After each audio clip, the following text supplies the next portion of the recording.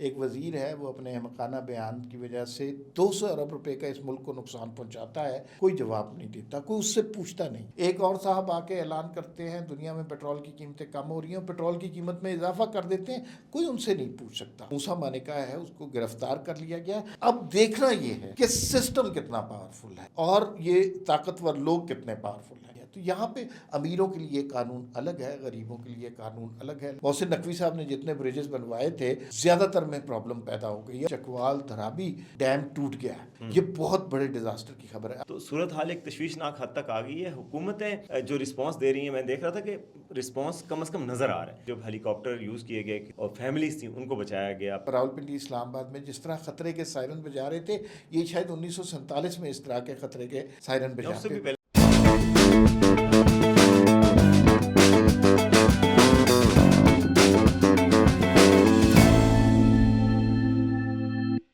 السلام علیکم، we talk کے ساتھ میں ہوں وسیم عباسی، اور آج 3 خبروں کے حوالے سے بات کریں گے۔ سب سے پہلے تو بارش نے پاکستان میں تباہی مچائی ہوئی ہے اور متعدد علاقے زیر آب آ چکے ہیں، درجنوں ہلاکتیں آ چکی ہیں۔ ریسکیو آپریشن بھی پورے پاکستان میں ہو رہا ہے، تو ایک تو دعا ہے کہ یہ سچویشن بہتر ہو جائے، دوسرا اس کے حوالے سے تفصیلات ہم آپ کو بتائیں گے کہ ریسکیو آپریشن کہاں کہاں ہوا ہے اور کس فعالی سے یہ کام ہو رہا ہے، اس حوالے سے بات کریں گے۔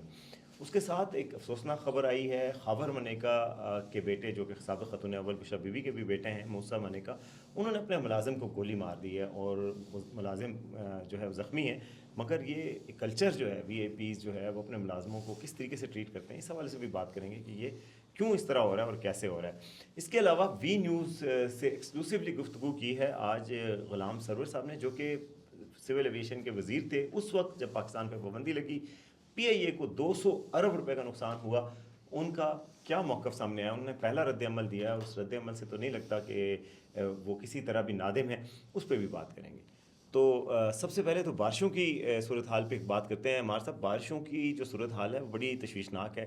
ایک تو موسم بھی ہے برسات کا جس میں پاکستان میں بارشیں ہوتی ہیں، لیکن ان یوزول بارشیں اس دفعہ ہوئی ہیں۔ پنجاب، پاکستان کے مختلف علاقوں میں بارشیں، اور پنڈی میں خاص طور پہ ایمرجنسی بھی نافذ کی گئی ہے، چھٹی بھی 1 دن کی دے دی گئی ہے۔ پاک فوج کو طلب کر لیا گیا، پنجاب کے مختلف علاقوں میں ریسکیو آپریشن ہو رہا ہے، جگہ جگہ پہ کشتیاں آ گئی ہیں، ہیلی کاپٹرز کو یوز کیا جا رہا ہے ریسکیو کے لیے، اور اب تک کی اطلاعات کے مطابق کوئی 36 سے زائد افراد کی جاں بحق ہونے کا خدشہ ہے، اس سے بھی زیادہ ہلاکتوں کا خدشہ ہے، اور یہ جو ایک ایمرجنسی کی سچویشن پیدا ہو گئی ہے۔ تو پاکستان ایک کلائمیٹ چینج کا وکٹم بھی ہے، اور اب فریکوینٹلی یہ کلائمیٹ چینج کی یہ تبدیلیاں آ رہی ہیں کہ فلڈنگ کبھی آ جاتی ہے۔ لوگ کہہ رہے تھے کہ جی انڈیا نے سندھ طاس معاہدہ توڑ دیا ہے تو وہ پانی روکے گا اور قلت پیدا ہوگی، قلت کیا زیادتی پیدا ہو چکی ہے، فلڈز آنے کا خدشہ ہے۔ تو صورتحال ایک تشویشناک حد تک آ گئی ہے۔ حکومتیں جو رسپانس دے رہی ہیں، میں دیکھ رہا تھا کہ رسپانس کم از کم نظر آ رہا ہے۔ آج میں دیکھ رہا تھا کہ جی ایک جگہ پر جب ہیلی کاپٹر یوز کیے گئے، کسی جگہ پہ لوگ سٹینڈرڈ ہو گئے، چھت پہ کھڑے تھے اور فیملیز تھیں ان کو بچایا گیا۔ پھر کچھ جگہوں پہ کشتیاں لائی گئیں، چکوال میں کسی جگہ پہ، کسی اور جگہ پر، اور ریسکیو 1122 کے لوگ متحرک تھے۔ بات یہ ہے کہ جو کلائمیٹ کے کلیمٹیز ہیں ان کو آپ روک نہیں سکتے، سونامی آ جائے، سیلاب آ جائے، اس کا کچھ حل نہیں ہے، مگر آپ کی بے حسی نہیں ہونی چاہیے، گورننس ہونی چاہیے، رسپانس ہونا چاہیے۔ جج آپ کو اس بات سے کیا جائے گا کہ آپ نے کتنی جلدی رسپانس دیا، آپ سوئے بیٹھے رہے یا آپ آئیں۔ تو مجھے لگتا ہے کہ رسپانس اچھا تھا، اور رسپانس نظر آ رہا ہے۔ ایمرجنسی لگی ہوئی ہے، مساجد سے اعلانات ہو رہے ہیں، ڈی سی اوز فیلڈ میں ہیں، لوگ ریسکیو والے لوگ فیلڈ میں ہیں، کوشش ہی کی جا سکتی ہے، کوشش ہو رہی ہے۔ دیکھیے اس واقعے کو دیکھنے کے 2 پہلو ہیں۔ ایک پہلو تو یہ ہے کہ اگر ہم دیکھیں کہ جس قدر زیادہ بارشیں ہوئی ہیں، یہ بہت زیادہ 250 ملی میٹر بارش ہوئی ہے، اور یہ اتنی زیادہ بارش ہے کسی بھی ملک میں ہوتی تو وہاں پہ پانی کھڑا ہوتا، پانی رک جاتا، لوگوں کو ٹریفک میں مشکلات ہوتی، یہ نیچرل تھا۔ رسپانس ہم نے دیکھنا ہے کیا یہ یہاں پر وہ والا رسپانس پنجاب میں دیا جا رہا ہے جو سوات میں دیا گیا۔ سوات کے سانحے کے بعد بالکل بھی نہیں، پنجاب میں بارش کے حوالے سے بہت اچھا رسپانس دیا گیا، جہاں جہاں لوگوں تک پہنچا جا سکتا تھا پہنچا گیا۔ چھٹی کا بھی اعلان ہوا، ساتھ ہی ریسکیو کے آپریشن بھی کیے گئے جتنی حد تک کر سکتے تھے۔ لیکن اگر کسی گھر کی چھت گر جاتی ہے تو کیا ہم اس طرح کے واقعات کے لیے، کسی ڈیزاسٹر کے لیے تیار ہیں؟ تو پھر دوسرا سوال آتا ہے کہ ہم اس طرح کے ڈیزاسٹر کے لیے تیار ہی نہیں ہیں۔ ہمارے نہ گھر ایسے بنے ہیں، نہ ہماری سڑکیں ایسی بنی ہیں، نہ ہمارے ادارے ایسے بنے ہیں جو ان چیزوں کو کنٹرول کر لیں۔ آپ نے دیکھا کہ وہ راولپنڈی اسلام آباد میں جس طرح خطرے کے سائرن بجا رہے تھے، یہ شاید 1947 میں اس طرح کے خطرے کے سائرن یا اس سے بجاتے بھی پہلے شاید انگریز چھوڑ کے گئے تو تھے۔ وہ ہمارے پاس وہ سسٹمز نہیں ہے نا، ہم نے اس طرح کے اپنے ادارے ڈیولپ نہیں کیے، اور اس میں پورے سٹرکچر کو تبدیل کرنے کی ضرورت ہے۔ صرف ایک ادارہ، ایک حکومت، ایک ارا ساری چیزوں کو تبدیل نہیں کر سکتا۔ تو چیزیں بہتر ہو رہی ہیں، لیکن مطلب لاہور کے اندر بہت سی سڑکیں ایسی ہیں جو ٹوٹ گئی ہیں۔ آپ اسلام آباد میں دیکھ لیجئے، محسن نقوی صاحب نے جتنے بریجز بنوائے تھے، زیادہ تر میں پرابلم پیدا ہو گئی ہے، اور وہ چونکہ جب بہت جلدی آپ کام کرتے ہیں، ایفیشنسی دکھاتے ہیں، تو پھر اس کی تعمیر میں سکم رہ جاتے ہیں۔ لیکن مجھے یوں لگ رہا ہے کہ اس ڈیزاسٹر سے نمٹنے کے لیے ول ضرور نظر آ رہی ہے، کوشش ضرور کی جا رہی ہے، ہمت ضرور دکھائی دی جا رہی ہے، جو لوگ ڈیزاسٹر میں لوگوں کے کام آ رہے ہیں ان کی تعریف کی جا رہی ہے۔ تو یہ بہرحال حکومتوں کا یہی کام ہے نا، تو وہ نظر آ رہی ہے۔ باقی اوور آل دیکھیں، محکمہ موسمیات یہ اچانک تھوڑی ہو گئی ہیں بارشیں، یہ سائنٹیفک دور ہے۔ محکمہ موسمیات کتنے دنوں سے بتا رہا تھا کہ اس طرح کی صورتحال ہونے کے امکانات ہیں، تو کیا ہی ہم انتظام کر سکتے ہیں؟ ہم نے کیا انتظام کیا؟ اس حوالے سے ہمیں اپنا ڈیزاسٹر مینجمنٹ کا انفراسٹرکچر بہتر کرنے کی ضرورت ضرور ہے۔ بالکل ٹھیک ہے۔ اور اسلام آباد میں بھی حیرت کی بات ہے کہ یہ جو نئی سڑکیں بنی ہیں ان میں واقعی میں مسائل ہے۔ یہ اردوان یہ انڈر پاس ہے، اس پہ آج دوبارہ سے کام ہو رہا تھا۔ جتنے کام ہوئے ہیں موسن سپیڈ سے، ان پہ دوبارہ کام ہو رہا ہے۔ ڈیزائن کے ایسے ایسے فلاز ہیں کہ ایک دم اچانک سڑک بدل جاتی ہے اور آپ کو راستہ بدلنا پڑتا ہے فل سپیڈ میں، تو اس میں ایک ڈیزاسٹر ویٹ کر رہا ہوتا ہے۔ تو یہ میرا خیال ہے حکومتوں کو سپیڈ سے زیادہ کوالٹی پہ فوکس کرنا چاہیے۔ سپیڈ بھی ہو مگر کوالٹی کے ساتھ سپیڈ ہو، ادروائز پھر کمپرومائز ہوتا ہے اور پھر یہ اس طرح کے ڈیزاسٹر پیدا ہوتے ہیں۔ اچھا، اب ایک اور خبر کی طرف آتے ہیں، ڈیزاسٹر ہے تو اسی حوالے سے ہی کہ اچھا، لیکن ایک اور خبر بھی ہے نا کہ چکوال دھرابی ڈیم ٹوٹ گیا ہے۔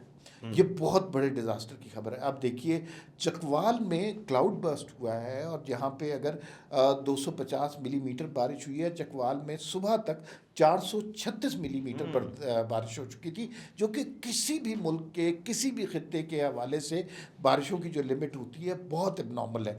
تو خدا کا کوئی عذاب ہے، اتنی بارش اگر ہوئی ہو تو سسٹمز کام کرنا چھوڑ دیتے ہیں، اور یہ جو اب ڈیم ٹوٹ گیا ہے، ظاہر ہے یہ آبادیوں میں پانی جائے گا۔ دعا کرنی چاہیے کہ نقصان زیادہ نہ ہو، لیکن یہ بہرحال نقصان ایمرجنسی کی سچویشن پیدا اب ہوگی۔ اس میں آپ نے وہ بات کی کہ ایک زمانے میں سندھ طاس معاہدے کے حوالے سے کہا جا رہا تھا کہ پاکستان میں پانی نہیں ہوگا۔ پانی زیادہ آ گیا ہے، لیکن یہ پانی 2 دن کا ہے، کل کو یہ دریا اتر جائیں گے، کل کو یہ پانی بہہ کر ضائع ہو جائے گا۔